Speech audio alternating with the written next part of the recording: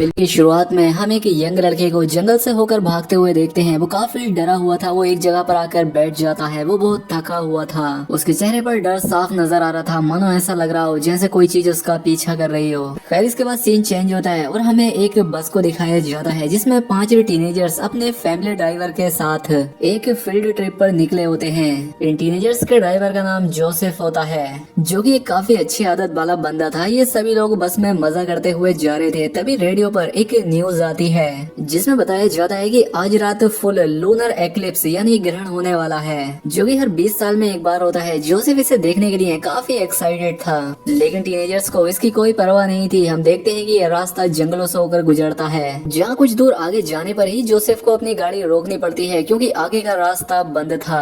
आगे बहुत सारी लकड़ियाँ पड़ी हुई थी और साथ ही यहाँ पर एक क्रेन भी खड़ी थी, लेकिन यहाँ पर कोई भी आदमी नहीं था। ऐसा लग रहा था कि यहाँ पर वो लोग आए तो थे, लेकिन वो यहाँ पर है नहीं। अब इतनी दूर आने के बाद जोसेफ वापस नहीं जाना चाहता था, इसलिए वो एक शॉर्टकट लेता है, जो कि एक सही फैसला तो नहीं था, लेकिन इनके पास दूसरा कोई रास्ता भी नहीं था। और यहीं पर हम एक इंसान का हाथ देख पाते हैं जो कि लकड़ियों में दबा हुआ था। खैर अब आगे बढ़ने पर ये लोग एक ऐसे रास्ते पे पहुंच जाते हैं मानो सर्दियां आ गई हों। चारों तरफ कोहरा छाया हुआ था। जंगल और भी ज्यादा घना होता चला जाता है और कोहरा भी और बढ़ने लगता है। और साथ ही हमें यहाँ पर कुछ जानवरों के कंकाल भी दिखते हैं। ऐसा लग रहा था जैसे ही किसी और दुनिया में चले गए हों, लेकिन आगे बढ़ने पर इन्हें फिर से रुकना पड़ता है क्योंकि रास्ते के बीच एक मरा हुआ जानवर पड़ा था। जोसेफ उसे हटाने के लिए जाता है, लेकिन ऐसा करने के बाद जब वो वापस लौटता है तो वो अकेला वापस नहीं आता। उसके साथ एक और आदमी भी होता है जिसने उसे गन पॉइंट पर ले रखा था। इसका नाम है पेट्रो, जो कि एक साइको सीरियल किलर है, जो कि बच्चों को अपना शिकार बनाकर उनकी जीभ काट लिया करता था। 2 साल पहले इसे पुलिस ने अरेस्ट कर लिया था, लेकिन कुछ दिन पहले ही ये वहाँ से भागकर इन जंगलों में आकर छिप गया। अब इन बच्चों को हॉस्टेज बनाकर ये शहर जाना चाहता था। सभी बच्चे इससे बहुत डर जाते हैं और जोसेफ भी उसे शांत रखने के लिए उसके कहने पर ही ड्राइव करने लगता है। खैर अब ये लोग धीरे धीरे एक टनल में एंटर करते हैं। ये काफी बड़ी थी, ऐसा लग रहा था जैसे इसका कोई अंत ही ना हो। टेंशन में कोई भी नोटिस ही नहीं करता कि एक बोर्ड पर लिखा था कि ये एक मिलिट्री जोन है और इसमें आम लोगों का जाना मना है। खैर अब इस टनल में एंटर होने के कुछ ही देर बाद इनकी ये वैन खराब हो जाती है। पेट्रो एक बच्चे को गन पॉइंट पर लेकर इसे जल्दी ठीक करने के लिए कहता है। जोसेफ पूरी कोशिश तो करता है, लेकिन उसे परेशानी समझ नहीं आती और तभी इन्हें बस की रोशनी में दूर सड़क पर सामने कोई चीज नजर आती है। उसका रंग काला था, वो चमगादड़ जैसी दिख रही थी। तो पेट्रो जोसेफ को भेजता है उसे चेक करने के लिए। तभी अचानक से टनल्स की लाइट भी चली जाती है और अब जैसे ही जोसेफ उस चीज के पास पहुंचता है वो चीज उठकर खड़ी हो जाती है। वो चीज उसकी जान ले लेती है। अंधेरे में कोई भी ठीक से कुछ देख नहीं पाता, लेकिन जोसेफ की चीखों से सभी की हालत खराब हो जाती है और खास तौर पर इनमें से पेट्रो बहुत डर चुका था। वो अभी यहाँ से निकलना चाहता था। गाड़ी की चाबी जोसेफ के पास होती है, लेकिन पेट्रो की हिम्मत नहीं होती बाहर जाने की। तो वो इन्हीं बच्चों में से एक को भेजता है और आखिरकार बेस बाहर जाती है चाबी लेने के लिए। जोसेफ की हालत देखकर वो बहुत डर जाती है क्योंकि उसके शरीर का हाल बहुत बुरा था। जिसको टनल के कोने में एक अंधेरा साया नजर आता है और जैसे ही वो टॉर्च ऑन करती है वो एक कोने में छिप जाता है। लेकिन बेस समझ जाती है कि ये वही क्रीचर है जिसने जोसेफ की जान ली है, जो कि इंसान जैसा दिख रहा था। अब बेस भागकर वापस गाड़ी में आ जाती है। जो भी उसने देखा वो इन सभी को बताती है। अब रेजी उस चाबी से इंजन स्टार्ट करने की कोशिश करता है, लेकिन बस तो खराब हो चुकी थी और अचानक से उन्हें बस के ऊपर किसी के भारी पैरों की आवाज सुनाई देती है और स्क्रेचिंग की आवाज भी। अब ये लोग बस में भी सेफ नहीं थे। पेट्रो ऐसा मरना नहीं चाहता था, तो वो बस से उतर जाता है उस क्रीचर का शिकार करने, लेकिन उल्टा उसकी ही जान चली जाती है। ये बच्चे बस का दरवाजा बंद करके किसी तरह से अपने आप को बचाने की कोशिश करते हैं, लेकिन वो खतरनाक क्रीचर अपने नोकीले नाखूनों से दरवाजा खोलकर बस के अंदर आ जाता है। अब ये डर से सभी लोग चिल्लाने लगते हैं। वहीं दूसरी तरफ दूसरा दरवाजा भी जैम हो चुका था। अब इसी सब में बेस को याद आता है कि उसके लाइट दिखाने पर ये क्रीचर छिप गया था, तो इस बार भी ये वैसा ही करती है। ये सभी उसे फ्लैश लाइट से डराकर बस से बाहर कर देते हैं। टनल के पास से ही उन्हें एक साइड पे मिलता है जहाँ से ये नीचे जाने लगते हैं, लेकिन नीचे तो पूरी भूल भुलैया थी और बहुत ही ज्यादा अंधेरा भी, इसलिए इन्हें यहाँ पर कुछ भी समझ नहीं आता। खैर अब ये लोग एक रास्ता पकड़कर एक रूम में चले जाते हैं। यहाँ पर बहुत सारे कैंडल्स पड़े हुए थे और साथ ही एक फ्लोर मैप भी था, जिनसे इन्हें पता लग जाता है कि जनरेटर कहाँ पर है। अब बेस और नोलन समझ चुके थे कि इस क्रीचर को सिर्फ रोशनी से ही हराया जा सकता है, तो वो लोग मैप को फॉलो करते हुए जनरेटर को ढूंढने के लिए निकल पड़ते हैं। अब ये लोग वहाँ तक पहुँच तो जाते हैं, लेकिन उससे पहले इन्हें रास्ते में एक स्केलेटन दिखता है और ऐसा लग रहा था जैसे ये इंसान भी इसी क्रीचर का शिकार बना होगा। वहीं दूसरी तरफ क्वीनी को बाथरूम जाना पड़ता है तो रेजी उसके साथ जाता है। फिर अब एक जगह पर आकर ये खड़े हो जाते हैं और रेजी उससे थोड़ा दूर हो जाता है, लेकिन फिर भी पता नहीं किस तरह से वो क्रीचर उसे अपने साथ उठाकर ले जाता है।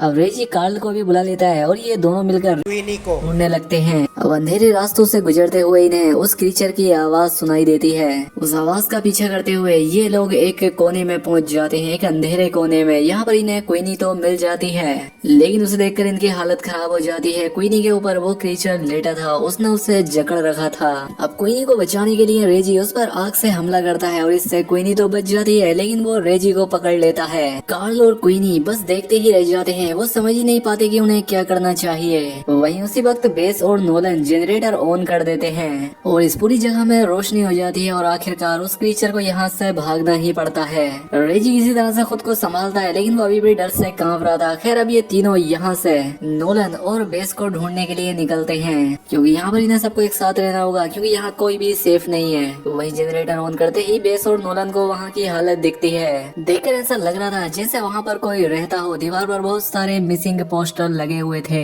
इस क्रीचर के स्केचेस बने हुए थे, कुछ पेपर थे और एक डायरी जिस पर जूली और सार्वी का नाम लिखा हुआ था। और ये वही लड़का था जिसे हमने मूवी की शुरुआत में भागते हुए देखा था। ये 40 साल पुरानी बात है। गोयली और सार्पी और उसकी बहन ऐसे ही टहलते टहलते इस क्रीचर की टनल में आ पहुंचे थे। इन्हें एडवेंचर बहुत पसंद था, लेकिन गोयलियों ने कभी सपने में भी नहीं सोचा था कि उसकी बहन की जान एक ऐसे ही एडवेंचर में जाएगी, वो भी इस क्रीचर के हाथों। उस वक्त उसकी बातों पर किसी ने विश्वास नहीं किया, न उसके पेरेंट्स ने ना पुलिस ने, लेकिन गोयलियों ने अपनी खोज जारी रखी। 20 साल बाद वो वापस आ गया इस टनल में। इसी को उसने अपना घर बना लिया और यहीं रहकर इस क्रीचर के बारे में सारे क्लूज इकट्ठा करने लगा।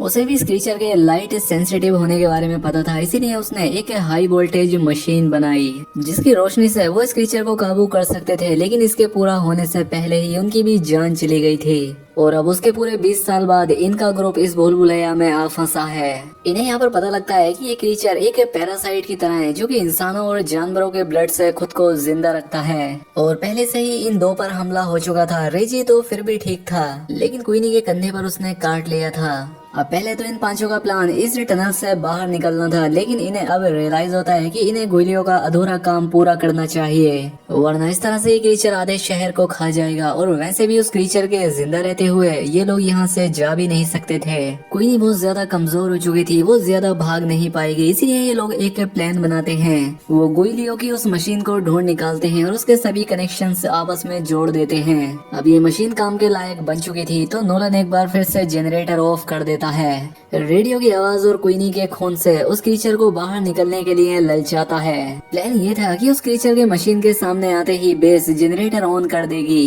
रोशनी से ये क्रीचर अंधा हो जाएगा और तभी ये लोग उसे जलाकर मार देंगे। खैर अब ये लोग अपना प्लान शुरू कर देते हैं और वो क्रीचर इनके सामने भी आ जाता है, लेकिन जनरेटर का हैंडल इतना ज्यादा टाइट था कि बेस उसे उठा ही नहीं पाती। रेजी उस क्रीचर के एकदम सामने था, वो उसकी सांसें सुन सकता था। अब नोलन उसे बचाने के लिए आवाज करके उसका ध्यान अपनी तरफ खींच लेता है।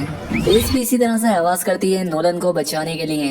अब एक बार फिर से ये इस क्रीचर को खून से ललचाकर उस मशीन के पास लेकर आते हैं और नोलन पूरी जान लगाकर उस हैंडल को खींचता है और अचानक से हाई वोल्टेज रोशनी से पूरा कमरा भर जाता है और इस बार इस क्रीचर की हालत खराब हो जाती है। तीनों लड़के मिलकर उस क्रीचर पर हमला कर देते हैं और वो दो लड़कियां मैप फॉलो करते हुए बाहर की तरफ भागती हैं। बाहर सुबह हो चुकी थी और दिन की रोशनी में वो क्रीचर इनका कुछ नहीं उखाड़ सकता था। इन्हें लगता है कि शायद ये बच गई, लेकिन इन्हें गलत साबित करते हुए पीछे से वो क्रीचर आ जाता है। बेस और क्वीनी भी डर जाती हैं, लेकिन असल में ये उनके प्लान का ही एक हिस्सा था। हम टनल के अंधेरे से तीनों लड़कों को हाथ में मशाल लेकर इसी तरफ आते हुए देखते हैं। सामने सूरज की रोशनी थी और पीछे आग। ये क्रीचर इनके जाल में फंस चुका था और मौका देखते हुए ये उस क्रीचर में आग लगा देते हैं। इनके सामने ही ये क्रीचर आग में जलकर इनके सामने ही राख बन जाता है और आखिरकार ये पांचों सेफली उस टनल से बाहर निकल पाते हैं। अब क्वीनी का इलाज किया जाता है और ये लोग पुलिस को भी बताते हैं, लेकिन इन पर यकीन कोई नहीं करता। अब अगले दिन एक ऑफिसर आते तो उन्हें चेक करने के लिए और उन्हें यकीन था कि उन्हें यहाँ पर कुछ नहीं मिलेगा, लेकिन टनल में एंटर होते ही किसी जानवर के गुर्राने की आवाज सुनाई देती है और अचानक उनका टॉर्च खराब हो जाता है और हमें उसके पीछे अंधेरे में वही क्रीचर नजर आता है। इस ऑफिसर के साथ क्या होता है ये तो नहीं दिखाया जाता, लेकिन अंधेरे में इसकी चीखें सुनाई देती हैं। के साथ ये फिल्म यहाँ खत्म हो जाती है।